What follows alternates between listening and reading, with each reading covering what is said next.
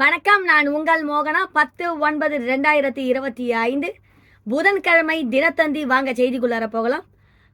Police ஏட்டை தாக்கி பணம் cellphone பறிப்பு, 2 பேர் கைது. நாகப்பட்டினம் செப்டம்பர் 10. திருவாரூர் விளமல் கணபதி நகரை சேர்ந்தவர் ரமேஷ், வயது 51.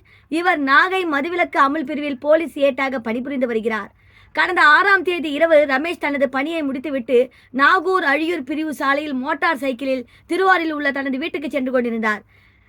பெருங்கடமனூர் அருகே மோட்டார் சைக்கிள் சென்றபோது மர்ம நபர்கள் 3 பேர் மோட்டார் சைக்கிளை மறித்தனர்.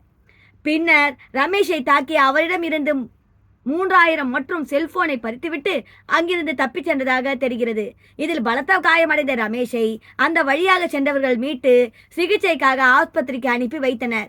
இதுகுறித்து புகாரின் பேரில் போலீசார் ஏட்டு ரமேஷை தாக்கியதாக பெருங்கடம்பனூரை சேர்ந்த சரவணன், வயது 22, அதே பகுதியை சேர்ந்த மாரிச்செல்வம் 24 ஆகிய 2 பேரை போலீசார் கைது செய்தனர். இது தொடர்பாக மேலும் ஒருவரை போலீசார் வலைவீசி தேடி வருகின்றனர். இத்துடன் இந்த செய்தி அறிக்கை முடிவடைகிறது. மேலும் வேறொரு செய்தியுடன் நான் உங்களை சந்திக்கிறேன். அதுவரை உங்களிடமிருந்து விடைபெறுவது உங்கள் மோகனா. நன்றி, வணக்கம்.